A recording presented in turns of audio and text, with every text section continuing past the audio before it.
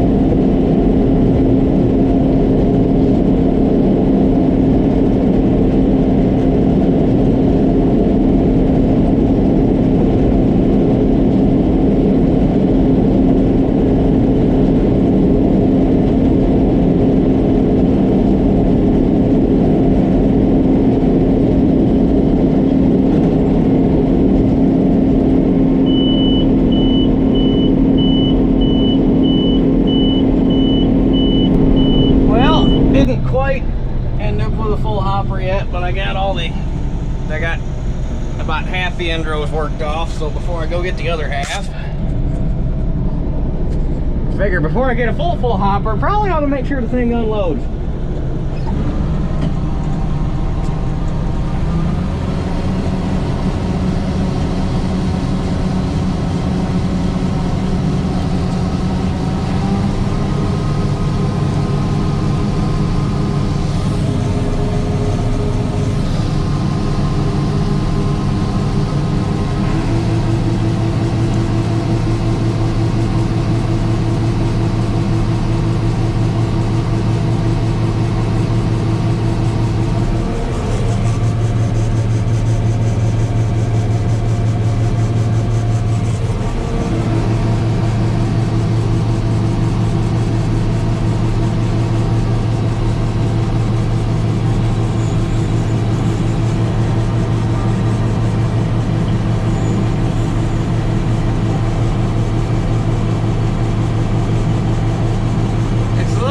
Try to judge how far out that long ass auger is.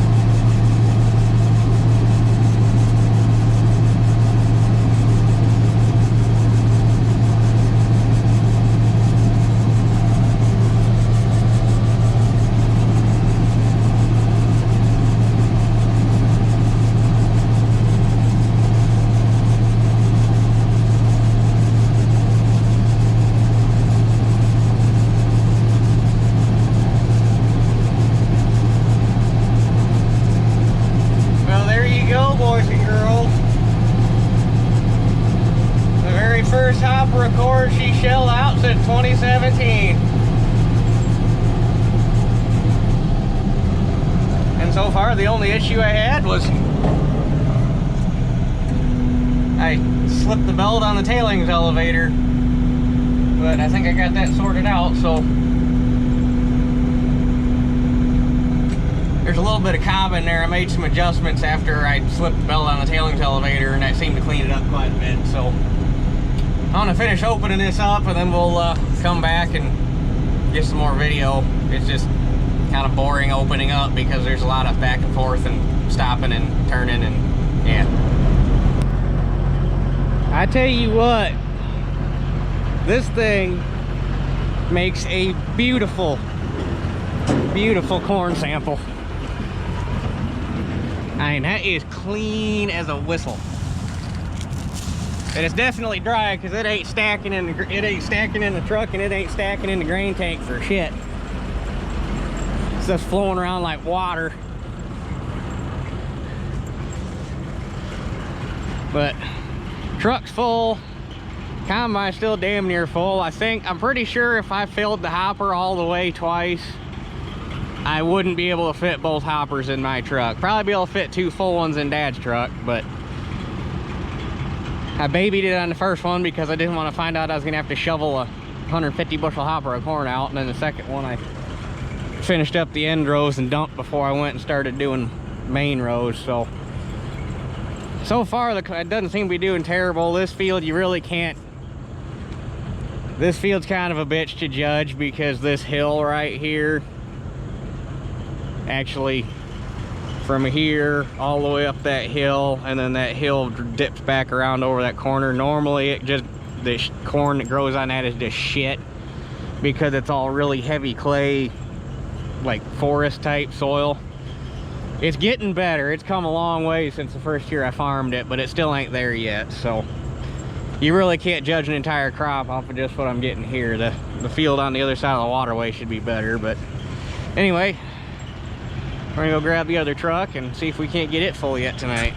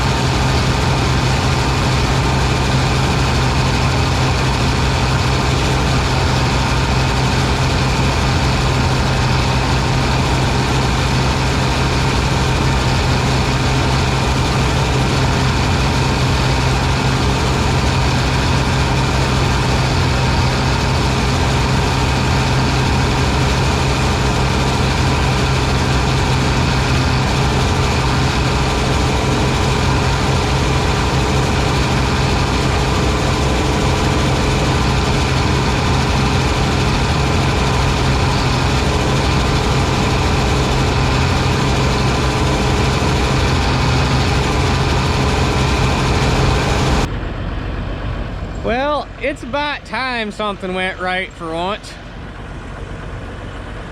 That's second truckload. She is just running like a champ. She wanted to go back to work. I had that one little issue slipping the belt on the tailings elevator, and after that, she has just been, she's a hog. That being said, I can tell why guys kind of think that those machines were a tad underpowered, because you start climbing these hills at 3 mile, start climbing these hills at 3 mile an hour with a full hopper, you know you got something. It starts pulling her down a little bit. I would probably compare this thing,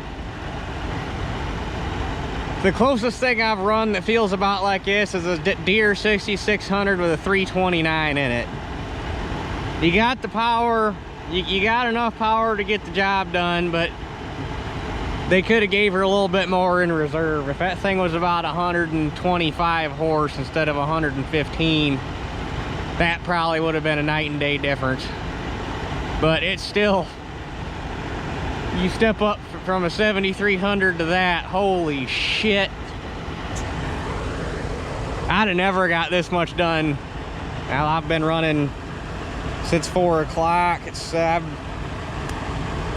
3 hours, and that was taking like a 20-minute break when I switched trucks because I called mom and dad for a little bit. So yeah, anyway, we'll get better video tomorrow. My main concern today, I want to just learn the machine, figure out all of its sounds, get used to running it, and go from there. So tomorrow I'll try to get more video, and it ain't like this is the only field of corn I got where can't get all the good shots in one video, otherwise it ain't worth doing the rest of them. So but anyway, we'll catch you guys tomorrow, and we'll hopefully knock a bigger chunk of this out yet. And we're back.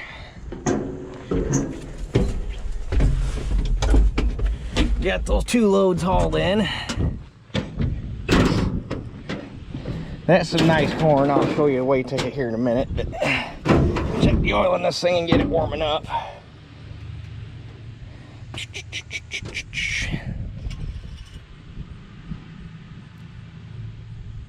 Perfect.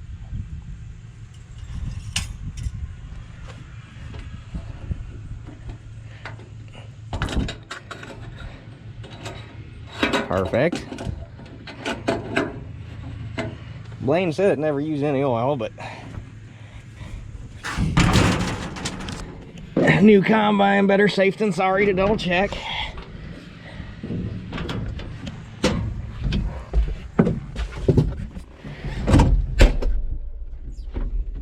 Oh. Forgot I took the key out just in case.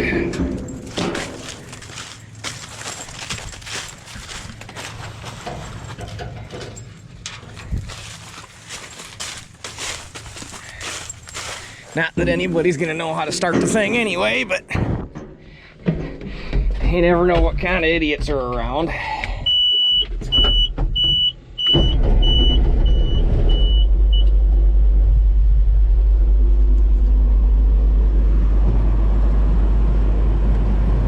Teeter.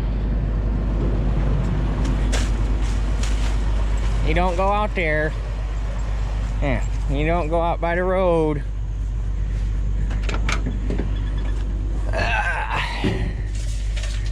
So this the load that was on this truck was 17.7, 56.2 test weight,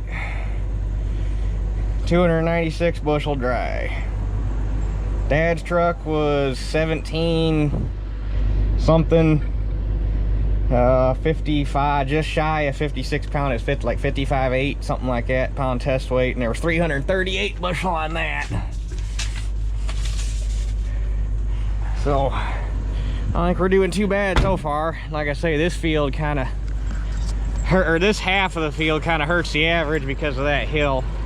You don't really get into the good corn until you get over about where I'm at. So, but let that warm up for a couple more minutes and have at her.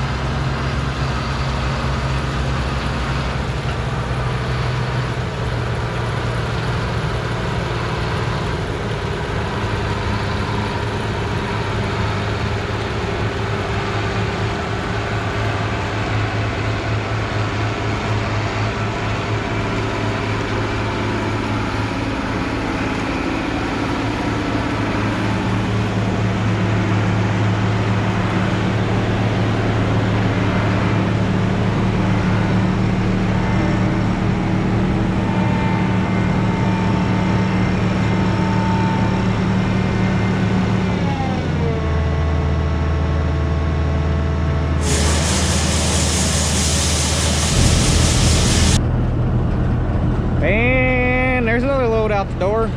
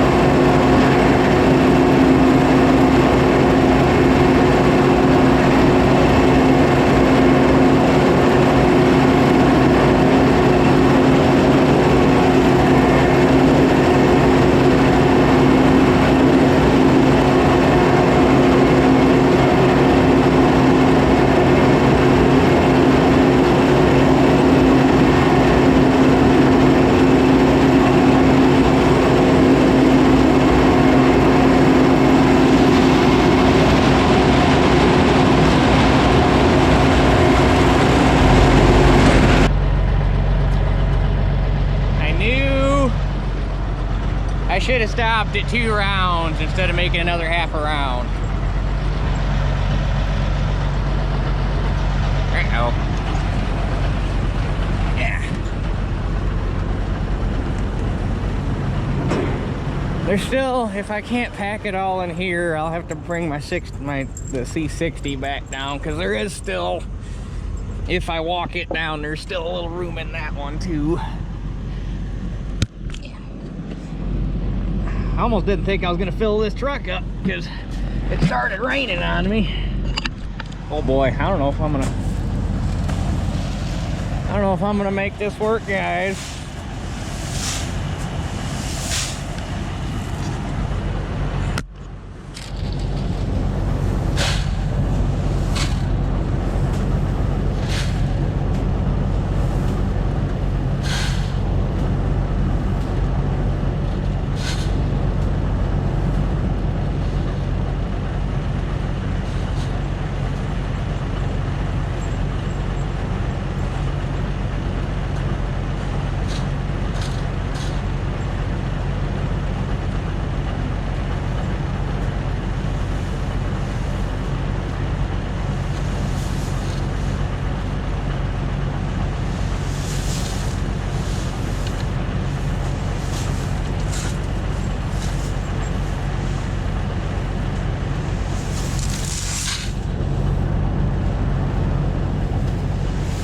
This isn't necessarily a bad problem to have.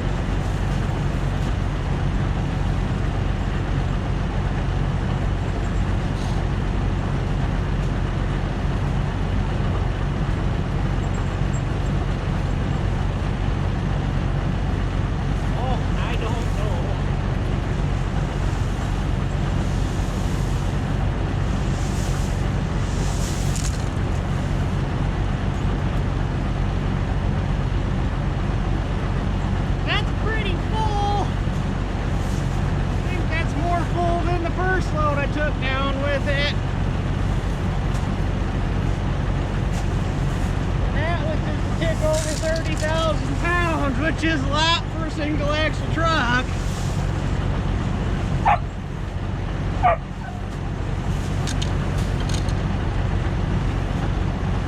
Oh boy. Well, I'll dribble a little more on here, but I think I have to go get my other truck. I think there's still enough room in that. We might be able to get that thing empty. I hope we can get it empty because it's supposed to rain. Couldn't pull it off. Had to go get the other truck back out. That being said, now I have two not very legally loaded single axle trucks.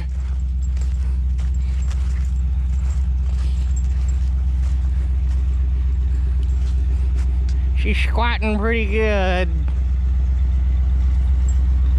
It's down on the overloads pretty hard.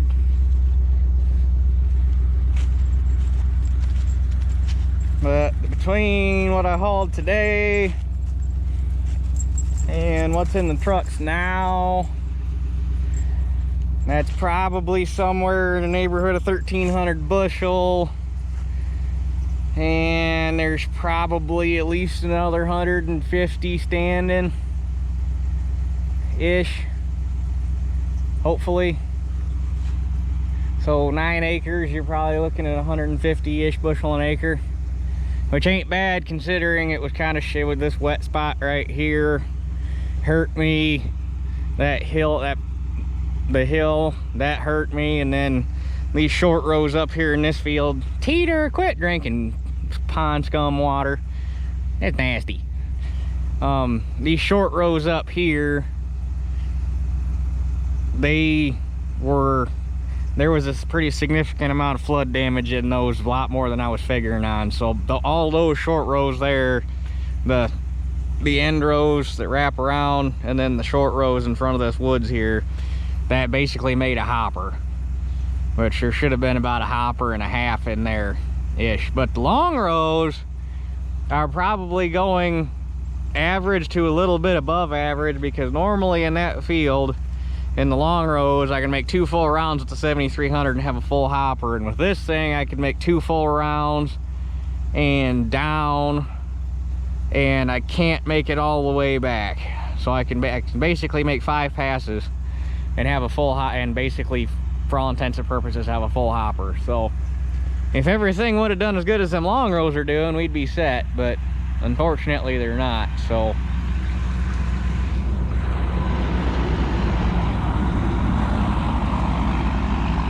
and I think I probably was losing, I think I lost a little bit of nitrogen this year with all the rain we had, because I noticed that, well, I don't think I lost it. I think I probably lost some, but I started to run out of nitrogen toward the tail end of the season, because at least this field started to lighten up a little bit a lot earlier than the rest of everything else, instead of staying dark green like it should have. So I think I was hurting a little bit for nitrogen. But for the season, we had 150 bushel an acre,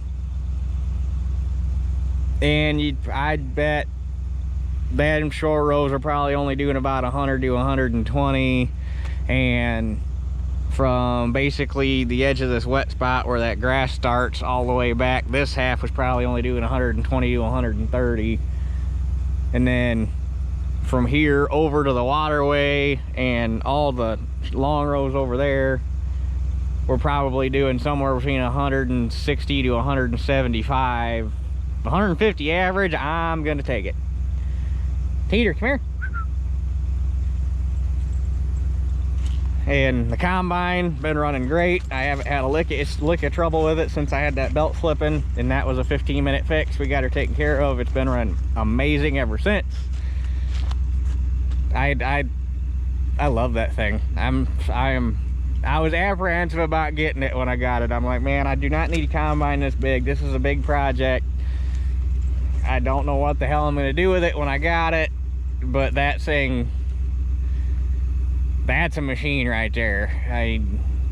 I love that thing.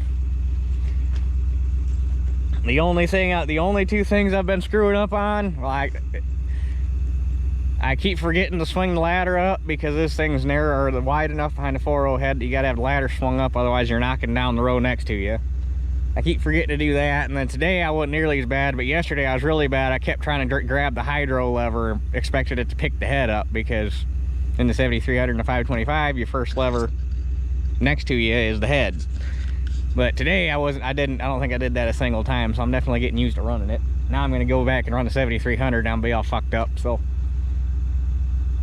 But anyway, we probably won't be back to shelling corn until Saturday, because we got rain, a really good chance of thunderstorms tomorrow, and then a pretty decent chance of just rainstorms Friday. But should hopefully at least tomorrow afternoon be able to get the trucks emptied out. So that'll, just the 4 truckloads I've hauled in so far will give me a pretty good indicator of how well this is doing. And I'm probably going to figure that there's 150 bushel left over there, 150 to 170 bushel left standing. So anyway, I guess since everybody was all hot to trot about seeing the 8700 run, this ought to satisfy you. So that's it for this one. We'll catch you guys on the next one.